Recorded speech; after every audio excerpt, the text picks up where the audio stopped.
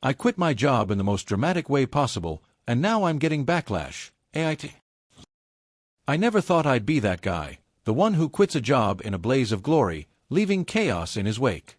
But sometimes life throws you curveballs, and you just can't help but swing. Let me give you a little backstory before I get into how I went full-on Jerry Maguire at work. I, 29M, have been working as a project manager at a mid-sized marketing agency for the last 5 years. It wasn't my dream job, but I liked it well enough, and I had a decent team. My boss, Claire, 45F, has always been a bit intense. She's one of those my way or the highway types, constantly micromanaging, throwing people under the bus, and taking credit for work that wasn't hers. I've put up with it because, well, it's a paycheck.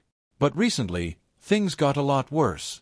3 months ago, our company merged with another firm, and suddenly we had all these new policies and corporate overlords breathing down our necks. The work became unbearable. Deadlines became unrealistic, client expectations were through the roof, and Claire was now in full power trip mode. If something went wrong, it was never her fault. If we somehow pulled off a miracle, she was quick to take the credit. You get the idea. About a month ago, I realized I was done. Like, really done. But I didn't just want to leave quietly, I wanted to make a statement. I wanted to show Claire and the entire toxic culture at that place that I wasn't going to be their doormat anymore. Now, I know what you're thinking. This is the part where I plan a grand exit. And you're right. Last Friday, we had a big client presentation. Claire, as usual, had done nothing to help prepare. She left it all to me and my team. We spent weeks working late nights, coming up with a creative, building the deck, rehearsing the pitch. Meanwhile, Claire was off attending executive meetings, which is code for long lunches with the CEO. The day of the presentation arrived, and everything was set. But about an hour before the pitch, Claire waltzes into the office and announces that she'll be leading the presentation. We were all stunned. She didn't know anything about the campaign. She hadn't looked at a single slide. But there she was, ready to take the spotlight once again. Something inside me snapped. I pulled her aside and said, "You have no idea what you're talking about, and if you go in there, you're going to embarrass yourself and the whole team." She just looked at me with this smug smile and said, "Don't worry. I've got it covered." Well, she didn't have it covered. The presentation was a disaster. She stumbled over her words, mixed up the key points, and when the client started asking questions, she had no answers. My team was frantically trying to jump in and salvage the situation, but it was too late. The damage was done. Afterward, she called us into a meeting. I could see it on her face. She was going to blame me. And she did. She tore into me in front of the entire team, saying that I hadn't properly briefed her and that the failure was entirely my fault. That's when I lost it. I stood up, looked her dead in the eye, and said, "You've been riding on the backs of this team for years, and we're all sick of it. I quit. And good luck running this place without us." But I didn't stop there.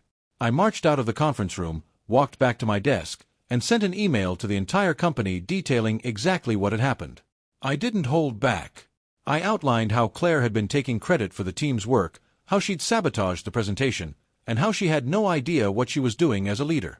I hit send, packed up my stuff, and walked out. I felt like a hero. For about an hour. That's when the texts started rolling in.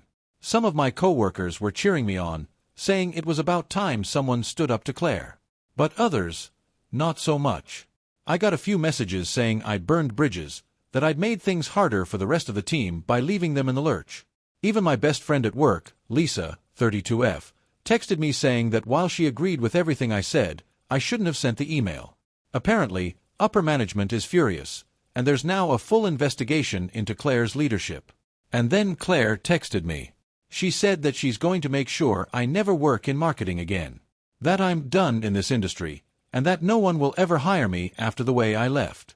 I know she's probably just trying to scare me, but now I'm second-guessing myself. Did I overreact? Should I have handled things differently?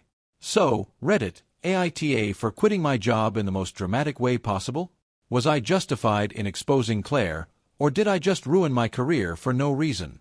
Update 1. Okay, I didn't expect this to blow up. Thanks for all the advice and feedback. A lot of you are telling me to move on and not look back, while others are saying I should have handled it more professionally. To be honest, I'm starting to see both sides of the argument. Lisa called me yesterday and gave me a bit more insight into what's going on at the office. Apparently, the email really stirred things up. Claire's in full damage control mode, and the higher-ups are meeting with every member of the team individually to get their take on the situation. Lisa says it's tense, but everyone's being pretty honest about how terrible Claire's been as a manager. On the flip side, I've already heard from a couple of potential employers in the industry who saw the email. Some of them were impressed by my guts, while others, not so much. It's a mixed bag, but I'm not as worried as I was before. There's a chance this might actually work out in my favor. I'm thinking about taking some time off to decompress. I've been in the grind for so long that I haven't really had a chance to figure out what I want to do next. Maybe I'll try freelancing for a while, or even switch industries entirely. Who knows? The world's wide open right now, and I'm kind of excited to see where it leads. But one thing's for sure, I'm never working under a manager like Claire again. Life's too short for that kind of stress. Update 2. A lot has happened since my last post, and I wanted to give you all a final update. First off, Claire is gone. That's right, they fired her. I wasn't expecting that at all, but I guess the investigation uncovered more than I thought. Apparently, my email was just the tip of the iceberg, and other people came forward with stories about how she'd mismanaged projects, taken credit for others' work, and even violated company policy by falsifying reports. She's out, and from what Lisa tells me, no one's shedding any tears. As for me, things are looking up. I've had a few interviews lined up, and while some companies are wary of the way I left, others actually respect that I stood up for myself and my team. It's a weird balance, but I'm optimistic.